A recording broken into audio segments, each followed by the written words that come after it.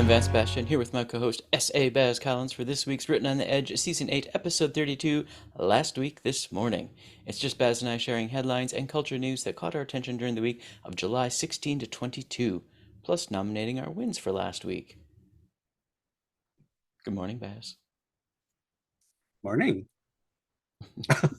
Hopefully we're going to gain the attention of John Oliver. That's why I bastardized its opening. That's right. If you're following us on YouTube, you saw a new opening artwork. All I'm going to right. get that boy to notice us yet. Hey, I'm behind it. All right, in news last week, about a dozen anti-LGBTQ plus protesters associated with the Moms of Liberty showed up to protest a youth support group, the Rainbow Room in Doylestown, Pennsylvania, and yet they were outnumbered by over 200 counter-protesters who gathered in support of queer youth. Bravo. And in and case they you don't know who they hate, and they did it brilliantly. yes, they did. Did you watch the video? I did. And in case you don't know who this hate group is, check out former White House Press Secretary Jen Psaki's expose of them on her MSNBC show last week, because they have a long history of hatred against both queer people and individuals of color. In an Always Be Aware of Your Surroundings, a man walking home from a neighborhood bar in Miami's Coconut Grove was physically attacked by two men using anti-gay slurs. He is recovering in the hospital with broken facial bones, but please, please, please, in this world that we're living in, be aware of your surroundings always. If you travel, Italy has begun stripping lesbian mothers of parental rights. No explanation, it's just starting to happen. And at first, folks thought it was going to be for new births until a couple with an existing child realized one of the mothers had been removed from the birth certificate. U.S. Admiral John Kirby, who serves as the White House coordinator for the strategic communications at the National Security Council, has gone viral for explaining how Republicans are harming the military by using an annual defense spending bill to discriminate against diverse service members, including those who are transgender. He is quoted as saying, 1 in 5 members of the U.S. military are women, 20%. We're an all-volunteer force. Nobody's forcing you to sign up and go. People volunteer to go. You raise your right hand, you say, I'm gonna do this for a few years or even for my life, and it might cost me my life to do that. And when you sign up and make that contract, you have every right to expect that the organization, in this case the military, is going to take care of you. And they're going to take care of your families. And he continued, and they're going to make sure that you can serve with dignity and respect no matter who you are or who you love or how you worship or don't. Our policies, whether they're diversity, inclusion, and equity, or whether they're about transgender individuals who qualify physically and mentally, deserve to be able to do it with dignity. Or whether it's about female service members, 1 in 5, or female family members, or being able to count on the kinds of health care and reproductive care specifically that they need to serve. So, never thought I'd see the day where top military personnel were pointing out that Republicans were hurting the military, but we're there.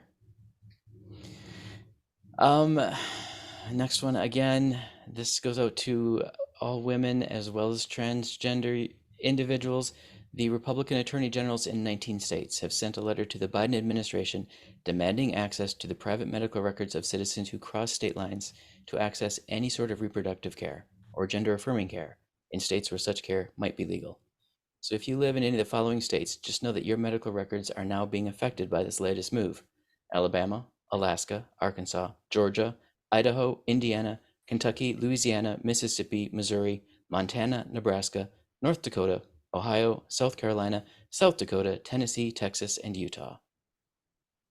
Please be careful seeking the health and care that you need, but by all means seek it. And if you have to give a hate state the bird as you leave it forever, you've got my support and sympathy. The Fox News host who replaced Tucker Carlson received a call from his mother while he was on the air, and she On chastised him opening for his night. coverage. Opening night, I know. And she chastised him for his coverage of news regarding trans kid, and proceeded to give him advice on how he could use his platform responsibly. It is well known that his mother is a Democratic ex-teacher, and she obviously supports and loves her son, but wants him to Do better. use his job respectably. Do better. Thank you. Much better way to say that.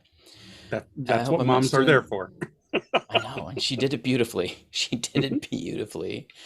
And I hope I'm not stealing your thunder with these next two, but California now restricts state-funded travel to 26 states with hate-based legislation. It is a record-breaking number. And continuing on in California news, the Temecula Valley Unified School District in California tried to revert to a 17-year-old textbook that didn't include material on late gay politician Harvey Milk. The state sent them current textbooks, along with the bill for those textbooks, and a $1.5 million fine for willfully violating the law and subverting the will of parents. Go California. Love it. In Coeur You're in d'Alene, blue territory here, so you got to play I by the know, rules here. I know. In Coeur d'Alene, Idaho, 5 white supremacists were recently found guilty of conspiracy to start a mob ride at a local pride festival.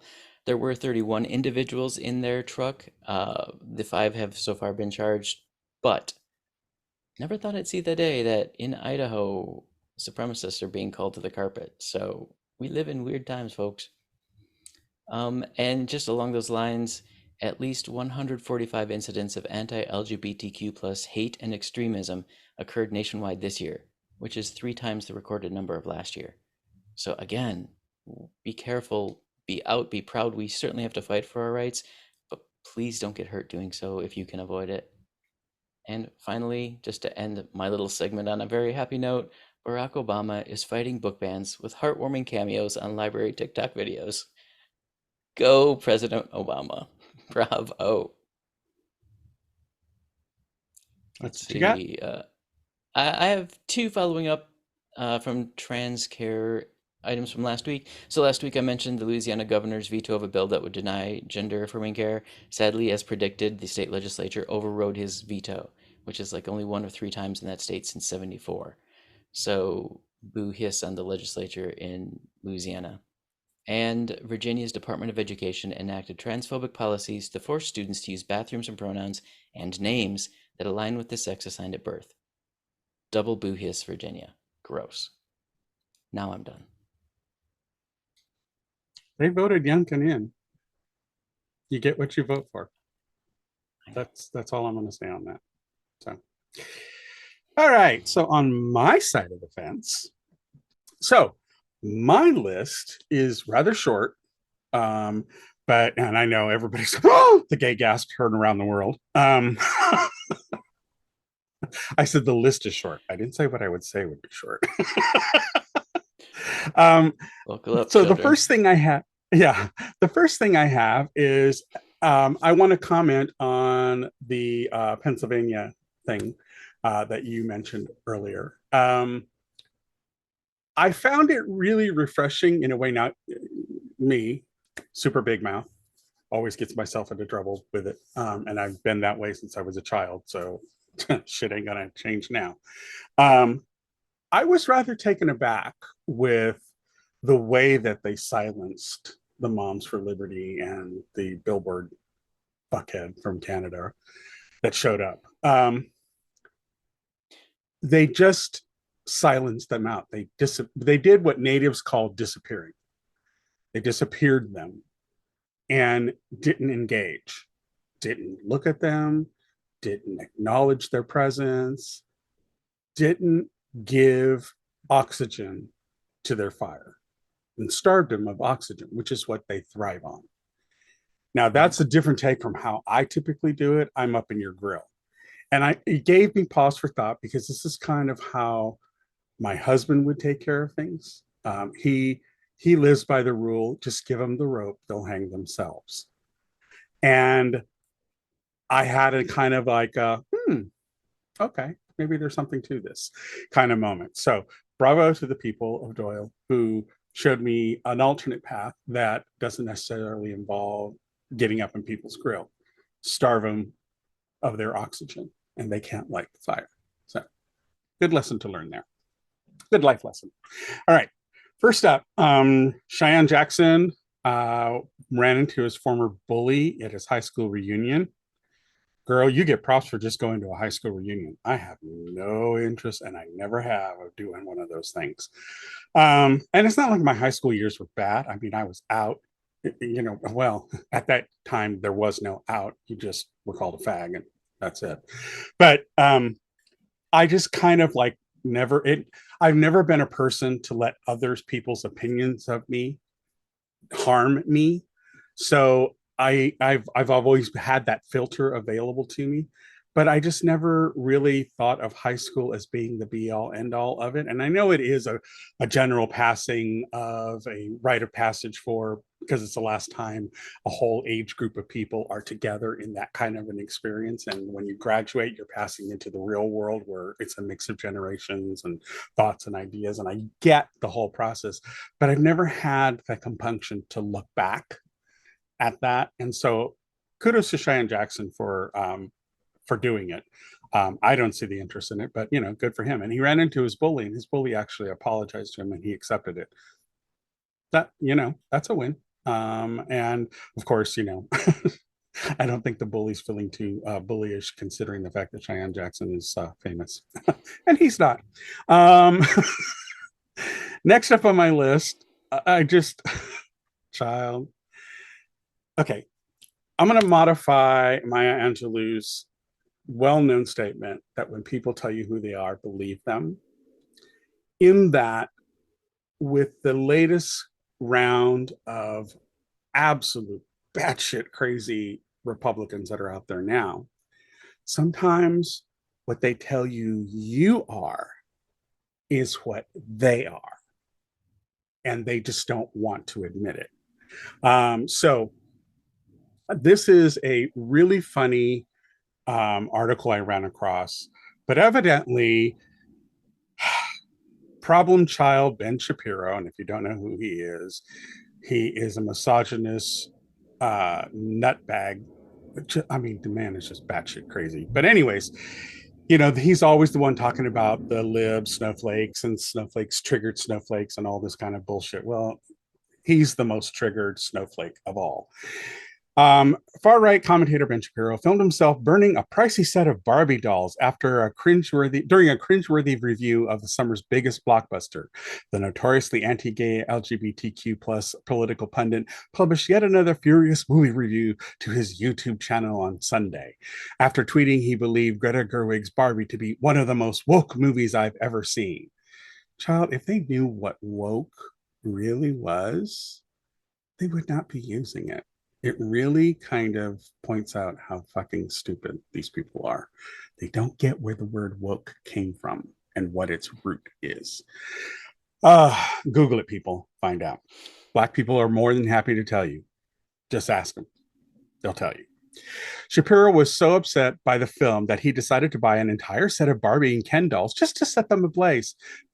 Good on you, Brand. That's showing him. Give him money. Yeah, that's good. Yeah. Who cares if you burn them? They still went to the bank with your check. Okay. The film currently has a 90% rating on the review aggregator site Rotten Tomatoes, proving that once again, Shapiro finds himself wildly out of step with the rest of the world. During the clip, Shapiro appears to be burning Barbie off-road cheap, 26-pound, $13, promotional Margot Robbie and Ryan Gosling Barbie dolls, $45 or $21 each, and the Generation 81 Leopard Barbie doll, which costs $14. All prices were researched at the time of this reporting. This is coming from Pink News, by the way.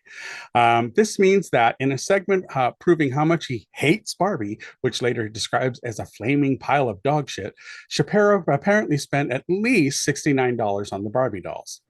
While the rest of his 44-minute review consisted of his typical ramblings about the evil of woke politics, the doll burning segment was just too much for social media users to handle. Here's some of the quotes. If you put together a crack team of 11 of the world's cringiest incels and gave them an unlimited budget and access to any resource they required, they will still not be able to out-cringe the cringe Ben Shapiro, who just cringed out of his little baby body. It was pointed out to me that Ben Shapiro went to go hate watch the Barbie movie dressed exactly like Ken. And there's a picture of him at it, and he is dressed exactly like Ken. I'm so tickled thinking about Ben Shapiro excitedly waiting for Barbie tickets to go on sale until he figured out it was woke and feminist, at which point his little mushroom clouds started shooting out of his ears. Ben Shapiro burning Barbie dolls is the logical follow on from Tucker Carlson getting pissed off with an M&M character, one user wrote, referencing former Fox News pundit Tucker Carlson's bizarre rant on the green M&M mascot that had become less sexy.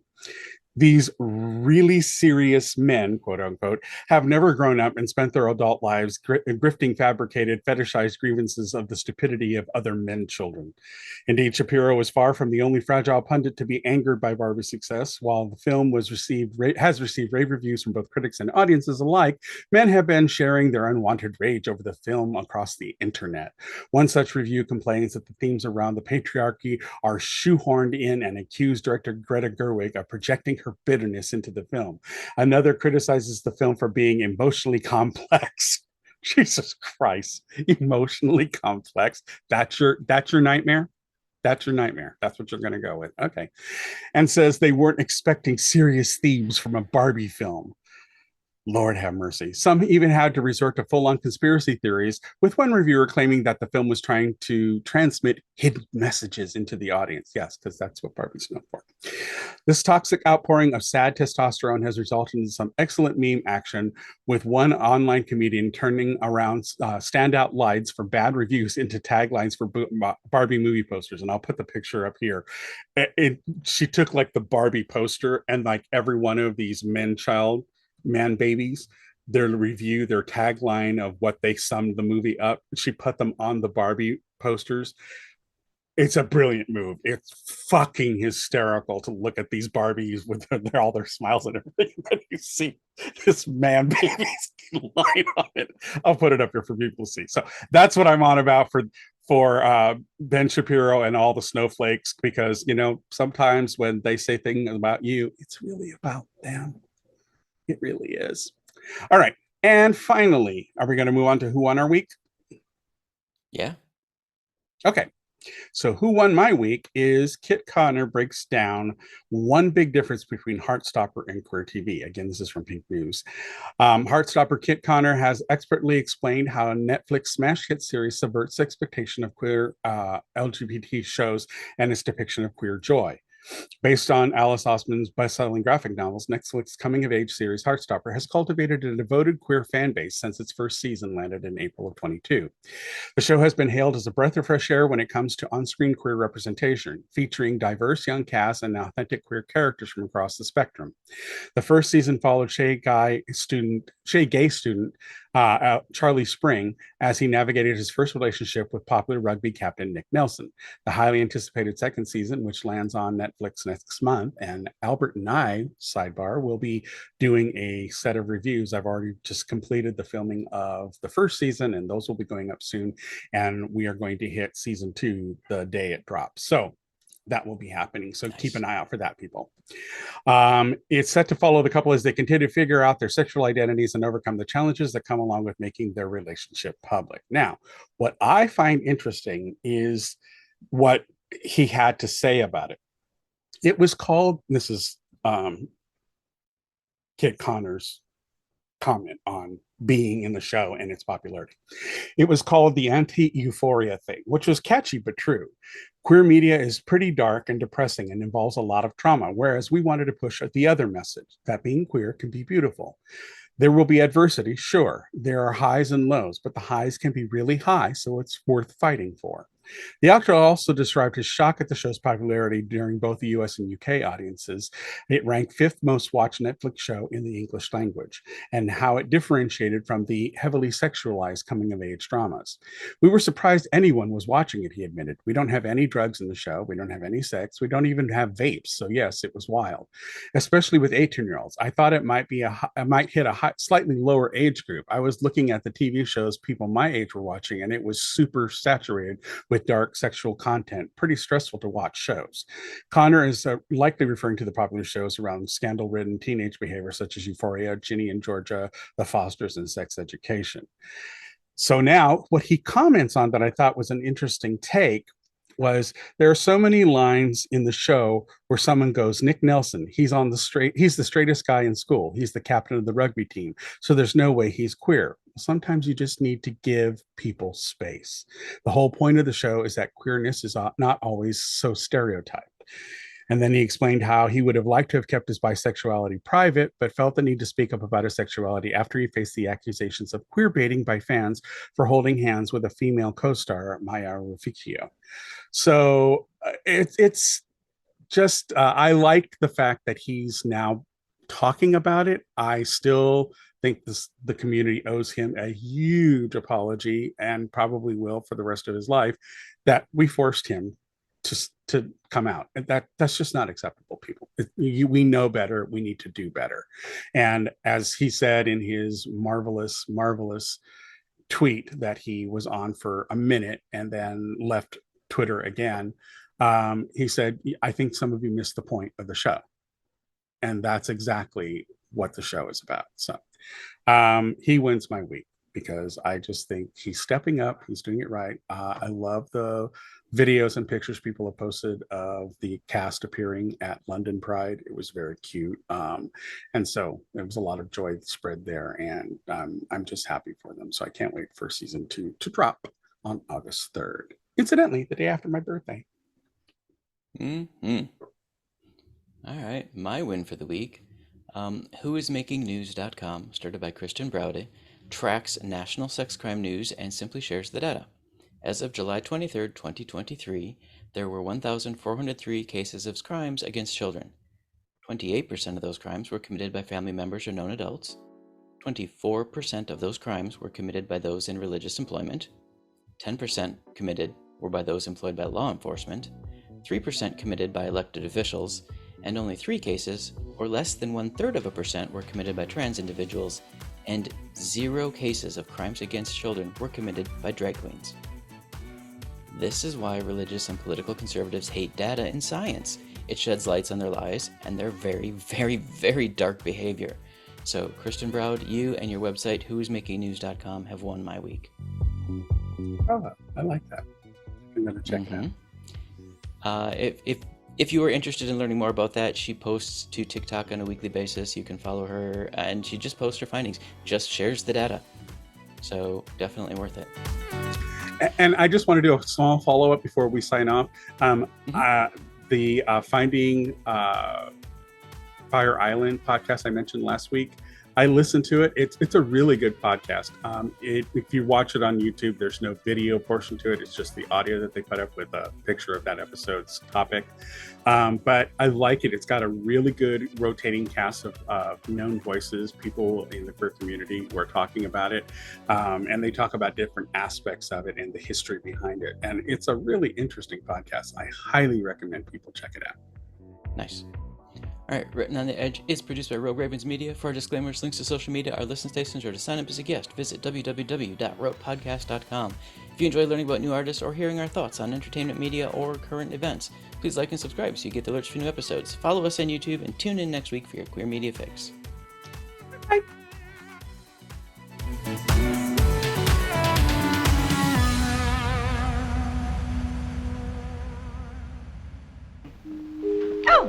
What's that? Closing time. The bums rush in melody, dear.